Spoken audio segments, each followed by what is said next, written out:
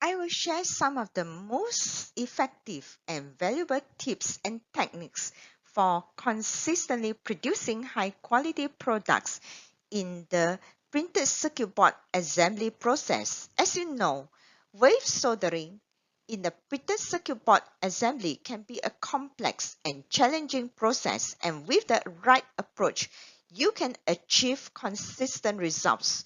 With over 329 process control points in the wave soldering and post-wave inspection and test, it is crucial to understand the key process controls in the wave soldering and in the post-wave validation, test, and inspection. By the end of this video, you will learn some key process control in one of the wave soldering steps to achieve a good quality products consistently.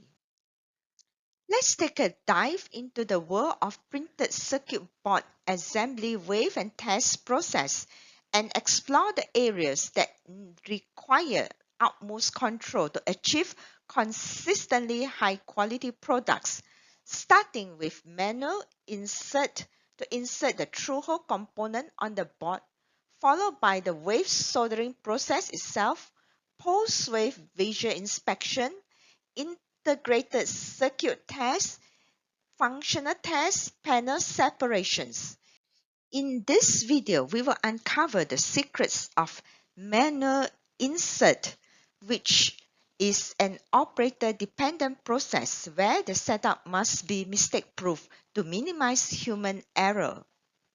In the manual insert work instruction, we would like to check if there is a revision control work instruction that is displayed for the operator at each of the assembly station, and all the components, part numbers, and their description are specified in the work instruction itself for each part number of the PCBA, and the component description must sufficiently detail to ensure that the correct components is being used, especially for those similar components.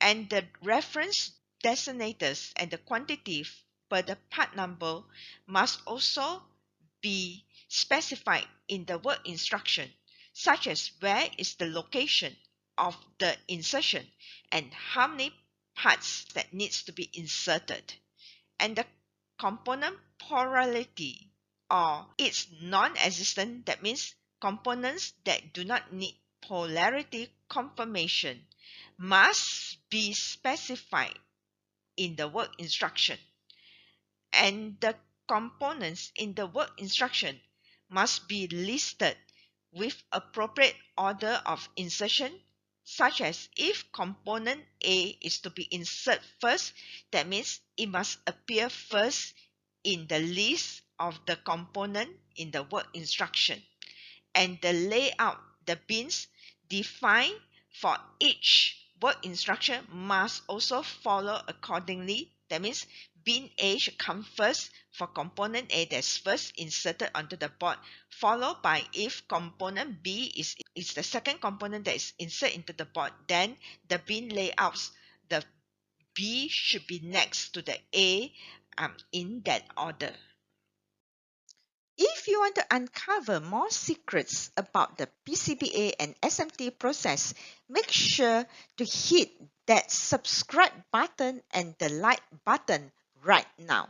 By doing so, you won't miss any of my upcoming videos where I will review another process in PCBA which will enhance your skills in the printed circuit board assembly. All the bins and the tray setup must be in the correct position per the work instruction, and also the correct sequence as described just now. And the work instruction must indicate that if solder pellets or carriers is used, make sure that they are being used according to the part number, and the work instruction must indicate if there is top head or separators, plugs, Kapton tape or finger protection, etc. that is used to protect the component during the wave soldering process. And the direction built for the board is aligned to the orientation of the board in the work instruction and also to the wave direction, that which side should go into the wave machine first. And the work instruction must not only indicate that what are the components needs to be inserted, but also the body check for all the components, and the conveyors that enter into the wave must be slower than the wave conveyor speed, and it must be documented in the work instruction itself. And the documented process must have an identification and control of the non-completed works, means that halfway done, an operator go for the break. When comes back, the operator has to continue to insert the board, and this board which is halfway done must be identified. And the printed circuit board number and revision must be specified in the work instruction or the line setup instruction, and the printed circuit board number and revision must also cross-reference to the final printed circuit board assembly part number and revision itself. The bare board or the PW part number and revision must be specified in the work instruction or the line setup instruction, and the bare board part number and revision must be cross-referenced to the final printed circuit board assembly's part number and revision as well. Unlock all of my courses on Udemy for only $12.99. If you are using a mobile device, simply tap on More to review the special rate course link. Click on the link to view over 15 courses in multiple quality areas offered.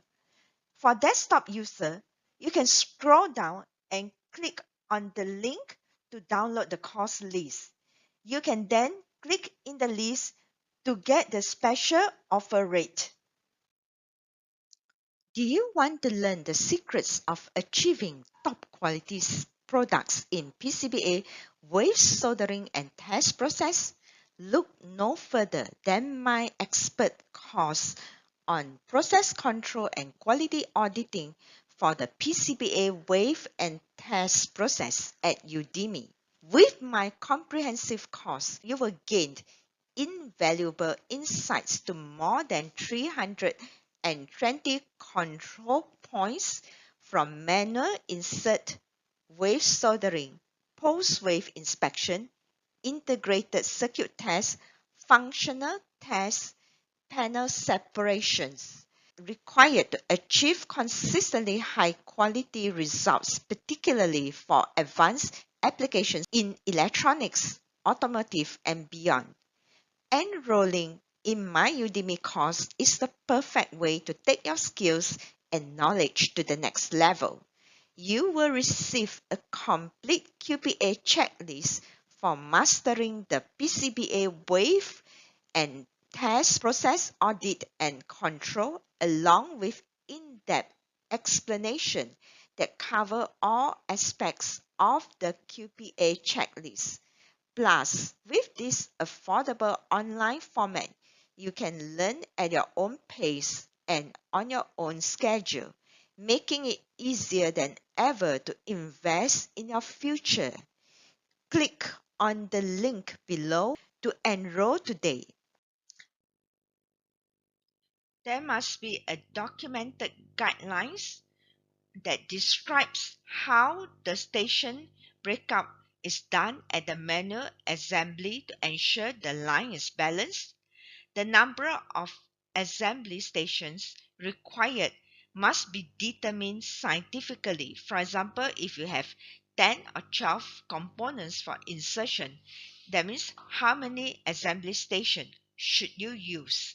And it must be calculated accordingly to maximize on the throughput. That means line must be balanced without any constraint. And there must be evidence that the line is evenly balanced, where you can stand and check and look at each and every station's cycle time. It must be according to the defined number of the station breakup itself. There must be evidence to demonstrate that the assembly operators will follow the defined station breakups on the work instruction. That means what the work instruction specified. Then the breakup must be exactly per the work instruction itself, and evidence to show that sufficient time is allocated for the component insertion on each station as determined by the best bit rate of the line or according to the takt time that is required.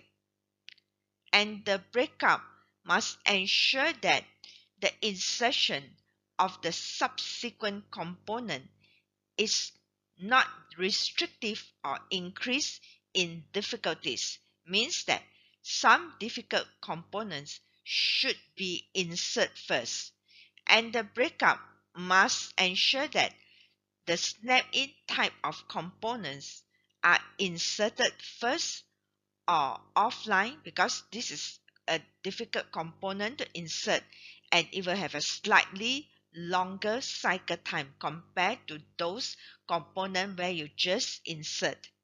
The breakout station must ensure that all the lookalike components must be at a different station or non-adjacent to each other to prevent the mix-up. And the breakout also needs to ensure that components that fit alike or assemble must be also assembled at different or non-adjacent stations where possible. I hope you have gained valuable insights into the process control measures required to achieve consistent high-quality results in the printed circuit board assembly process. If you have any questions or comment, please leave them below, and don't forget to give this video a thumbs up and share it with others who wants to enhance their skills and shape their future. If you are ready to take your printed circuit board assembly process skills to the next level, enroll in my expert course on Udemy. You will gain access to the complete QPA checklist with in-depth explanation covering all the 329 points, and I look forward to see you in my course.